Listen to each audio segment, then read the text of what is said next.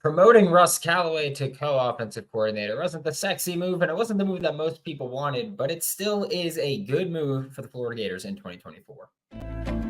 You are Locked On Gators, your daily podcast on the Florida Gators. Part of the Locked On Podcast Network, your team every day.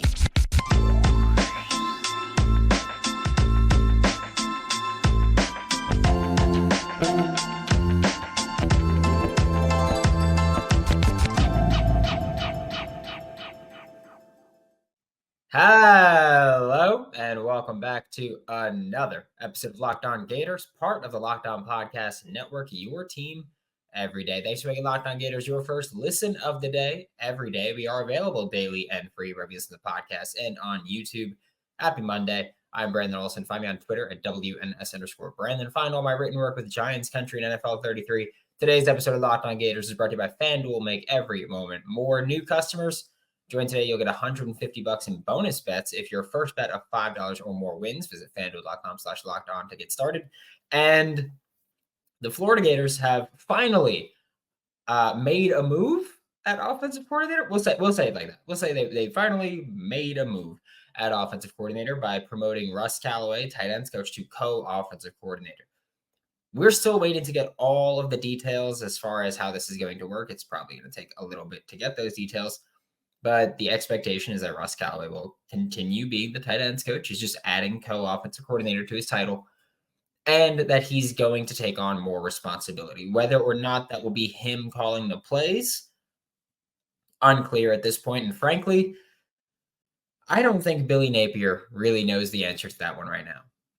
I don't think that that's been decided yet. So we'll see wherever it goes. But Russ Callaway is co-offensive coordinator for the Florida Gators now. And this was always a possibility. I saw like everybody on Twitter just being like, we knew this was happening. This was etched in stone months ago. No, it wasn't. And if you think it was, you're just admitting that you don't know what was going on. That's all it is. And I'm not saying I do know everything going on, but I know some things going on that factually I can tell you this was not the plan the entire time. Okay? So I could say that. Billy Napier did look elsewhere for the offensive coordinator or co-offensive coordinator. The potential of him bringing in an outside coordinator to be just a full-blown offensive coordinator is, I mean, I believe that's the reason that we kept hearing the Rob Sale might leave stuff, is that if he was stripped of it, that he'd be gone. Like, and coordinators like to bring in their own all-line guys too. So, but I believe that that's where that kind of stemmed from, and wishful thinking, if we're being honest. But Napier did look elsewhere. I want to make that one clear, because I know that it is underwhelming that it's been, 3 months, almost 4 since the season ended. And the whole time, everybody was clamoring and begging for an offensive coordinator. And then we wait 3 or 4 months just to get an internal promotion from the tight end coach. Yeah, it's underwhelming. However, it's still a good move for the Florida Gators. Like, and again, whether or not you like the move, whether or not you're excited about an internal promotion there, again, Billy Napier spoke to people, and whether either he didn't feel they were ready or they didn't want to come here for any reason, Russ Callaway was always the option if Florida went internally, and Russ was always an option at all times. I want to make that one clear. This isn't like we're backed up against the wall, make a move. This was that Russ Callaway was always an option. He was always the favorite if we went internal, and that's exactly what happened. And this kind of felt like it was more likely to happen in recent weeks. We had the Billy Napier signing day press conference a little while ago where he was like, yeah, our staff is mostly set up. We're going to probably shift some things around, move some responsibilities. But for the most part, we're not trying to shake things up too much with who's here. And so when he said that, and we talked about it on this show, we've talked about Russ Callaway as a possibility on this show a lot. It's not a move that I'm a huge fan of in terms of excitement and what could have been there. but in terms of improving your team, he absolutely helps you there. And so I think that when Billy Napier said that, we were kind of like, all right, if there's a move at coordinator, it's going to be Russ Callaway. Because he basically said, we're not really looking to bring in other people. Kind of we are now, staff-wise.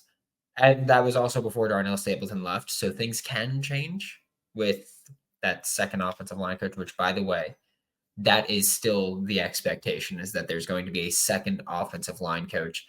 Billy Napier has had that every year but one, and that was not a thing in his control, that he did not have a second offensive line coach at that time. So this is always going to be, or this is what Billy Napier wants to do with the 2 line coach approach. I'm not a huge fan of it. I don't know. It just seems like too many cooks in the kitchen sometimes. Especially if you don't have 2 great ones, it seems like too many cooks in the kitchen there, based on how things went the past 2 years. Big fan of Darnell Stapleton, but he's in the NFL now. But with Russ Callaway, it was always a possibility that he was going to be the guy. We talked about this. I think the first show I talked about it in was the day after the Florida State game. I went through the offensive coordinator list of people that I would want, and Russ Callaway was on there of, if we go internal, make it Russ. And that's ultimately what happened. And again, I don't know exactly what his responsibilities are going to pertain to. All we know is that he's going to have more responsibility. We know, and we've talked about it on this show as well, that he started having more of an input on game planning and specifically red zone calls throughout the season. I believe it was right before the South Carolina game, if I'm not mistaken, that he started taking over that, maybe a week or 2 before then, that he started contributing there. I don't think he was calling the plays. I see people saying that. I don't think he was calling the plays in the red zone, but that he was contributing to those play calls. My expectation for him this year, whether he calls plays or not, I believe that both Russ Callaway and Ron Roberts will be in the booth. I think that gives you a big advantage there, especially when you look at, you have 2 coordinators on both sides of the ball. I get it. Austin Armstrong, defensive play caller, Ron Roberts, head coach of the defense. You have 2 play callers or 2 coordinators there. Ron Roberts can be in the booth, tell you what he sees. Austin Armstrong is someone that belongs on the sideline. Like the infectious energy, just going absolutely berserk, that kind of stuff. People love that, right? And so Austin Armstrong belongs on the sideline. Ron Roberts can be in the booth and say, hey, this is what I'm seeing, and make some adjustments there. Russ Callaway can do the same thing for the offense. He doesn't have to be on the field. I think, if anything, the biggest impact will be tight end room. He won't be able to give them direct feedback, personal, like face-to-face during games if he's in the booth. But if he improves your offense overall, cool with it, right? I think everyone's relatively fine with that. So I do think that Russ is going to end up being in the booth, be able to see things, be like, hey, Nate, this is what's going on, whether or not he's the play caller.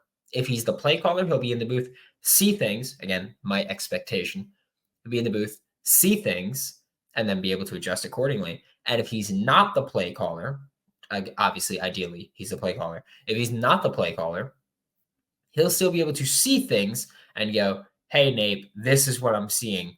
Maybe we should do this more frequently. And even if he's not the play caller, he's still going to have an impact on the plays and on the game plan.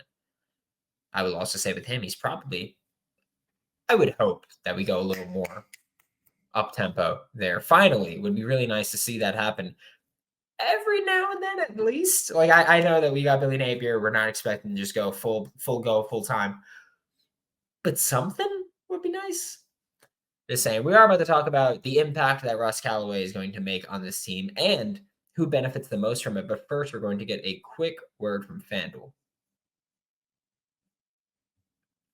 Today's episode of Locked On Gators is brought to you by FanDuel Sportsbook. Get buckets with your first bet on FanDuel, America's #1 sportsbook. Right now, new customers get $150 in bonus bets with any winning $5 bet. And I have to tell you, this past weekend was just a weekend of heartbreakers. We had, I said it during the Vanderbilt live stream. On Friday night, I was 1 Russell Westbrook rebound and 4 Brandon Miller points away from hitting a very big parlay. As in one of those parlays, like a lotto, where it's like you bet a little bit to win a lot. 4 Brandon Miller points. He shot like 4 for 16 or something like that, 2 for 7 from 3. And 1 Russell Westbrook rebound. And then on Saturday night, I needed 20 points from Jason Tatum. He got 19. And I needed, I forgot who the other player was, but it is like a star player that I think it was Paolo Banchero, 2 points away. 2 points away. He hit that insane, stupid game winner. And he shot like 5 for 17 from the field. It was atrocious. I just want to say that. Visit FanDuel.com/lockdown and shoot your shot and get in on the fun. Remember that FanDuel is an official sportsbook partner of the NBA. Thanks again for making Locked On Gators your first listen of the day every day. We are available daily and free wherever you listen to podcasts. And talking about the impact that Russ Callaway, I think, will make on this team. Again, it's unclear yet if he's going to be the play caller, the primary play caller. Who knows? Because when Billy Napier was at Clemson, he had a structure when he was a co-offensive coordinator. But it was like, all right, I call the run plays, you call the pass plays, all that stuff. Maybe that's a similar thing we see. Maybe. Not. I hope not. I hate that. I hate that because I feel like that neither coordinator really has control and is really dictating the action. Because then that's also basically just like, what does the head coach just go, hey, run the ball this play, and then they call a run, and it just makes no sense. Or if there's like, hey, if they come out in this set, we're gonna run. If they come out in this, we're gonna pass, and that's gonna be it. That's the call. We're gonna do this run or this pass. It just seems like a lot for no reason. But again, if it could be different, if it's like, all right, you call 2 drives, I call 1 drive, whatever it may be, however you want to split it up. If you go, hey, I think that your play calling style will benefit us more in this game or this situation, my play calling in this way, whatever it is. I don't know if he's going to be the play caller, whether or not Russ Callaway calls the plays. The scheme, which was always fun, is going to stay the same. As it should, right? I think that was one of the reasons when we talked about Brennan Marion specifically, that I said I was a big fan of it because it's a drastic scheme change. It's not like a little bit. It's a drastic scheme change. And I know that, like, I've been in like Twitter spaces before and people are like, it's a similar scheme. You know, they use a lot of pre-snap motion. That's not the same. I just want to make that one very clear. It's a very different scheme. Personnel usage is very different. And like I mentioned with Brennan Marion, I'm a massive fan of his. I don't think him coming to Florida would have been a good move for him. I don't know exactly why he didn't come here. To my knowledge, they did have at least a conversation. I don't know exactly why he didn't, but I think it's a good move for him to not be here because it's a drastic scheme change. I don't think Florida has the personnel that would benefit him, as in Florida has one established running back and a bunch of not, and he needs multiple productive running backs. You can put Trey Wilson in the backfield, sure, which we'll talk about more. But I don't think Brennan would have been a good fit here. Coach Marion. Russ Callaway here keeps the scheme fine. Scheme continuity is a good thing, especially when you've got a quarterback that's coming back for year 2 in the offense. Because when Graham Mertz came here, it was like, all right, it's going to be a pretty different scheme from what you ran in Wisconsin. We'll see how it goes. And he did well. Do you really want to change the scheme again when you've had, or do you want to change his scheme again when you've had that continuity? Like, that's a big selling point, is having continuity of scheme with Graham Mertz. Why would you just blow that up right now? So I do think that the scheme's going to stay the same, or I'm pretty damn confident that the scheme's going to stay the same. And Russ Callaway has offensive coordinator experience at Samford. He was the offensive coordinator, if I'm not mistaken, from 2017 to 2019. Spent 2020 at LSU as an offensive assistant and analyst. Spent 2021 with the New York Giants. 2022 was a defensive assistant for the Gators. 2023 tight end coach for the Gators, and then now this year is going to be co-offensive coordinator / tight end coach. He does have experience as an offensive coordinator at Samford.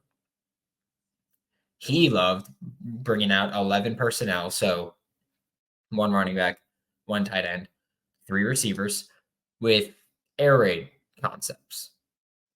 I expect to see some of that brought to the table This isn't going to become an air raid team, but I expect to see some of those principles brought to the table. And we'll talk about that probably later this week or next week. We'll go kind of in depth on what Russ did, unless we get news that he's not really going to have that much, but that'd be silly.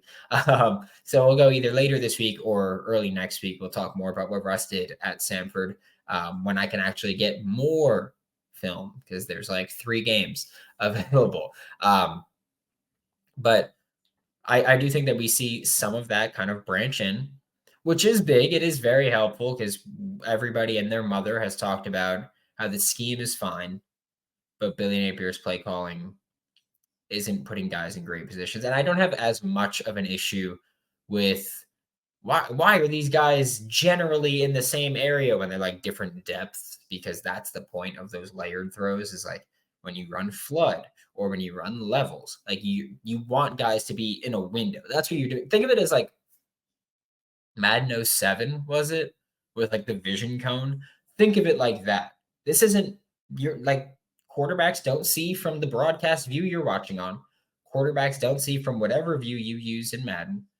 They see what they see, and like they have the helmet on.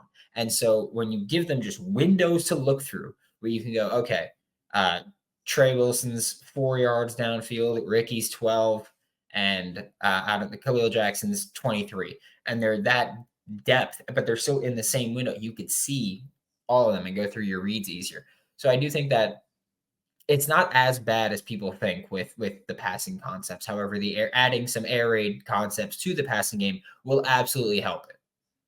Okay, I want to get that one clear. The scheme is fine. It's always been fine. It's Billy Napier doesn't have a good enough feel for the game as a play caller. Russ Callaway at Samford, I get it. It was Samford. It's not even FBS. I understand this. However, with the talent that he had, he succeeded at that level. And I'm not saying that when you have that talent at that level, you could succeed at any level, because obviously that's not how things work. You don't see NFL teams run the option because they're more disciplined and they're more athletic, and you're exploiting less. So it's not that everything just translates. However, we saw Russ Callaway run a pretty effective passing offense, leading the FCS with Devlin Hodges at quarterback, leading the FCS in passing yards per game. And now we're seeing him get back with Graham Mertz, who better than Devlin Hodges at the absolute minimum, better than Devlin Hodges. We're seeing him with Trey Wilson, which, again, we'll talk a little bit about Trey in the next segment, because I am very happy for how this works out for him. But we're seeing Russ Callaway now go to the SEC, get to run the offense or get to contribute to the offense with his scheme, like whether or not he's calling plays. He's going to have an impact on this scheme, and he's going to probably bring some of his principles, some of his plays, his styles, his most successful parts of his Samford offense, probably going to bring them to the table, okay? So all of that to say that there's going to be quite a bit of impact on this. I understand that it's not bringing in someone extra. It's not bringing in Willie Corn, who I really wanted. It's not bringing in Brennan Marion, who I love, but don't think he'd be a good fit. It's not bringing in Jake Peets, who I really love, and by the way, got promoted. He's with the Seahawks now. He was the LA Rams pass game specialist. Would have been nice to have him here. But I do think that having, first off, a coach who was in this offense last year, so he saw the good of this offense, he saw the bad of this offense. Having him coming back with your quarterback coming back and keeping the scheme generally the same, I think is huge for Florida, looking at their success for the 2024 season, figuring out their offense at least, right? Then we talk about what players benefit the most specifically. And there's 2 that I wanted to highlight more than anyone else, because obviously, like I mentioned, Graham Mertz is up there because he gets a scheme continuity. He's got a pass favoring guy in the booth now. In the booth at the coordinator spot. But I do think that Arlos Boardingham benefits a lot. One, his tight end coach is now the co-offensive coordinator. So Arlis and Hayden both get that benefit of having a guy who's probably going to say, hey, I know what these guys are good at. let's try to put them in position here to succeed. And he'll probably try to do that a bit, which is good. Hayden just in the red zone, please. That's all I ask. All I ask is in the red zone. Arliss, I think we get to see Arliss get a little more unlocked. And by that, I mean, there were multiple times where just during the 2023 season, Arliss would kind of just disappear. Not to his fault, not to anybody's specific fault, but I do think that getting Arliss to play more of a power slot role will help him. That Travis Kelce type, or like I say it all the time, Travis Kelce's not actually a tight end. I get it. He's technically a tight end. Most of his snaps come in the slot or out wide. Okay. So yeah, well, say what you want, but I'm speaking the truth here. But Arliss can be used more like that, be given more option routes, maybe just get to work short underneath over the middle more frequently, get to kind of try to go, all right, there's a linebacker on me. I'm cutting right across the middle now, and he's not going to keep up with me. Stuff like that. I think that Arliss benefits from that especially because I talked about it last segment where Russ Callaway likes to run 11 personnel. This is where we circle back to that 11 and a half personnel that I've talked about a lot, where Sean McVay with the Rams says, oh, we have 11 and a half personnel because we have 3 receivers on the field, but one of them can block like a tight end. Now, I talk about it with the Florida Gators as we got 2 receivers, 2 tight ends, but one of those tight ends can kind of run routes like a receiver. And so that's got to be what Arliss does here. He gets to be that power slot. You get to go with 12 personnel that Billy Napier loves. You get to go with 11 personnel concepts that Russ Callaway loves. And you get to use Arliss like that. And you get to just have your best playmakers on the field. Right? I think that makes sense. Speaking of best playmakers, Eugene Wilson III. I do think he benefits quite a lot from having Russ Callaway here. First off, air raid concepts will give him catch and run opportunities. They will give him deep shot opportunities depending on what the defense gives him. Hopefully, Florida will try to throw the ball a bit more downfield this year. Hopefully, the offensive line allows them to do that. Hopefully, Graham Mertz is more aggressive this year. Graham was fantastic last year for the expectations. Okay? He took care of the ball, which people kept saying he would do a horrible job of. All 3 of his interceptions were tipped by receivers.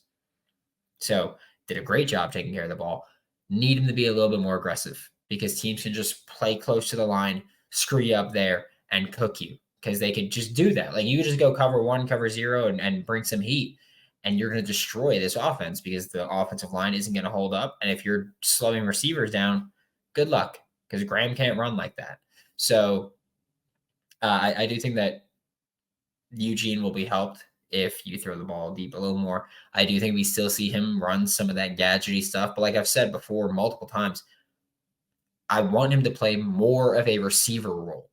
Like I want Trey to get to actually run routes. Let him run that crosser that they ran with Ricky all the time. And I get it. Ricky's Ricky. Like you're not going to take him out of there. Ricky's going to be at the worst a day 2 NFL draft pick. Probably going to go in the 2nd round at this point. Ricky's a great route runner. Let him run the crossers. Now that he's gone, let Trey do it. Let Trey run those crossers, get him moving. Let him play actually receiver. Now, put Tank Hawkins in the gadget role if you want. It's one of those things where like you don't have to be awesome as an actual receiver to just catch the ball and run if you're really fast. Granted, you don't want that to be your whole offense, but it helps to have a guy like that. But for Eugene Wilson III, for anybody watching or listening, do you remember the name Montrell Washington? If you don't remember Montrell Washington, maybe I can refresh your memory. 3 carries for 19 yards and a touchdown. 10 catches for 124 yards and a touchdown. 5 kick returns for 179 yards and a touchdown. If that didn't refresh your memory at all a little bit, those were Montrell Washington's stats in 2021 when he played for Samford and they came to the Swamp. And correct, Russ Callaway was not the offensive coordinator at Samford that year. However, that was Montreal Washington's senior season. That was his 4th year on the field for Samford. Now he's in the NFL, by the way. He's a Chief right now. He's a Bronco and then a Chief. Montreal Washington had been a pretty big-time player before that, too. With Russ Callaway, he's an impact player. And it's not that he was just a gadgety type. Montreal Washington, if you don't remember, pretty sure it was CJ Henderson that Montreal just went up and over, or Kyer Elam maybe?